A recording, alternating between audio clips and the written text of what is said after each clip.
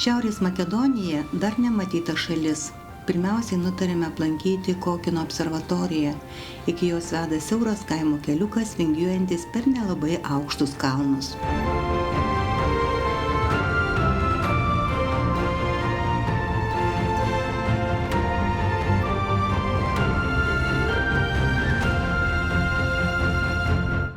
Pralendame pro kelių žygiuojančią karvių bandą ir privažiavę paprastą parkavimo aikštelę matome vienintelį seną golfą. Pasirodo, jog tai bilietų kasa. Kasininkas, pagyvenęs kaimo gyventojas, labai draugiškai kažką makedonietiškai mums aiškina. Suprantame, kad bilietai kainuoja kelis eurus. Susimokėję, kaip priklauso, gauname kasos pajamų orderį.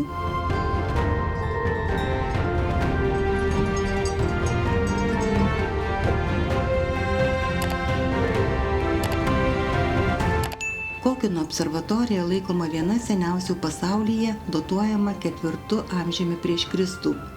Joje esantys akmenų išdėstymai derinami su astronominiais įvykiais, tokiais kaip saulėgrąžos ar lygiadieniai.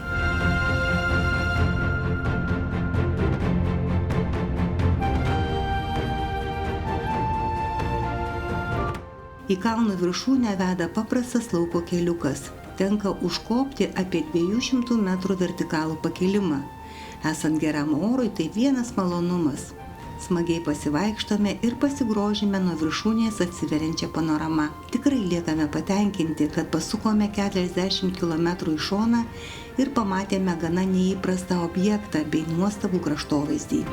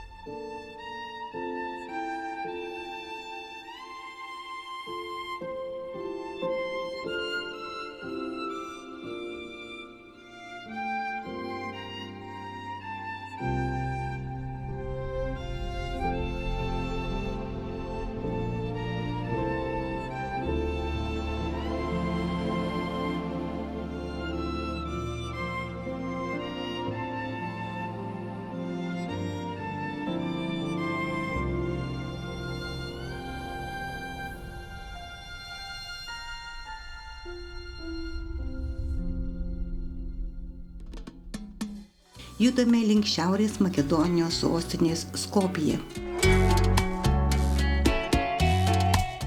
Sostinė pasitinka gan intensyviu judėjimu ir dviaukščiais miesto autobusais. Skopje labai senas miestas. Jo vardas minimas dar senovės Romos laikais. Miesto vystymąsi paveikė romėnų, bizantiečių bei otomanų civilizacijos. Išėjus į miestą mus pribloškė daugybė paminklų ir statulų. Mieste yra apie 30 pagrindinių paminklų ir dar apie 100 mažesnių statulėlių, biustų ir įvairių monumentų.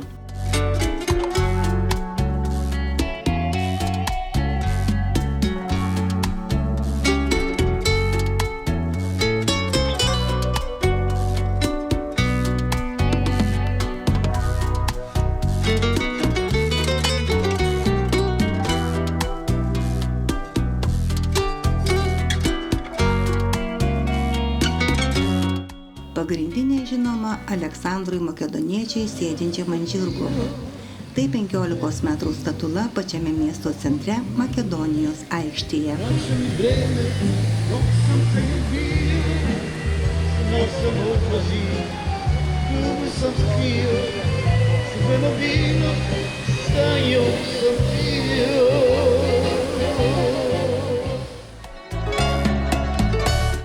Toliau akmeninis tiltas per Vardaro upę. Kitoje pusėje Skopje tvirtovė ir senasis turgus, kuriuos aplankysime rytoj.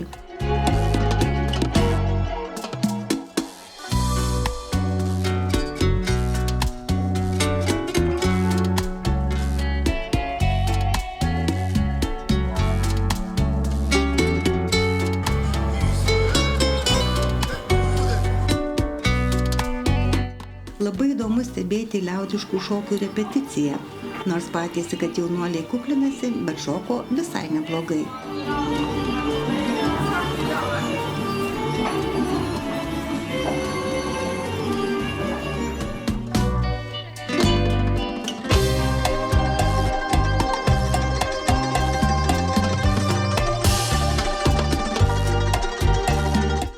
Užsukame į vieną iš daugybės restoranų, kur labai skaniai pavalgome, maloniai aptarnaujant. Restoranuose kainos tikrai nesikandžioja, o turint omenyje, kad čia patiekalų porcijos gana didelės, tai už 20-30 eurų galima labai sočiai papietauti dviems su taure vyno.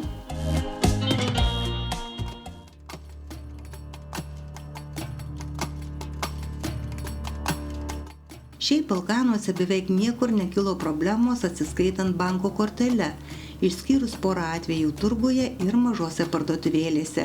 Beje, už apgyvendinimą, nors užsakinėjome per bookingą, visur teko mokėti grynais. Visiems labai tiko eurai. Ryte aplankome senąjį Skopję turgų. Norėdami išgerti kavos, esam priversti išsikeisti grynųjų.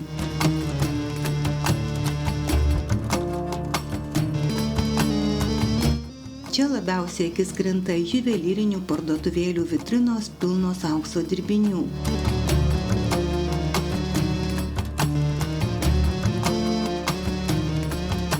Žavi ir puošnios vestuvinės bei vakarinės suknelės. Daug kavinukių ir užkandinių su vietoje gaminamu maistu.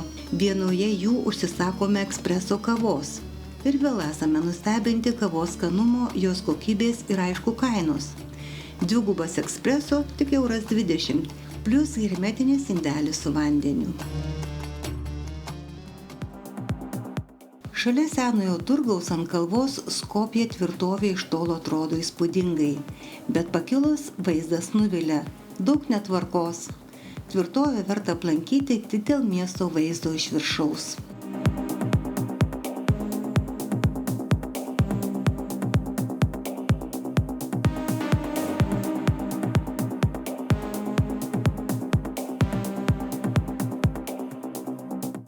Dar viena suplanuota aplankyti vieta – senas Romėnų akvedukas. Gerai, kad turime apytikslės koordinates. Įvažiuojame į kažkokį šiukšliną rajonėlį ir nebesuprantame, kuriuo keliuku reikėtų važiuoti, nes visur stovi tvoros ir nei vienos nuorodos. Jei netyčia sutikta moteris, tikrai būtume neradę to akveduko. Privažiavus arčiau prie jo nesinorėjo net lipti iš automobilio. Tokį šiukšlyną senai bematėme.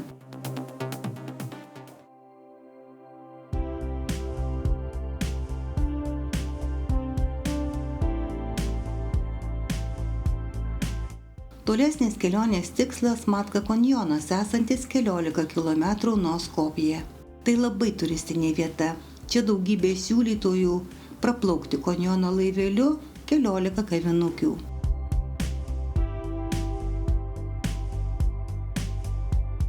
Mes nusprendžiame apžiūrėti kanjoną einant pėsčiomis palei vandenį, specialiai įrengtais takais. Nuėjus keletą kilometrų, vis tik nepasiekėme kanjono galo, bet kadangi vaizdas gana monotoniškas, grįžtame atgal.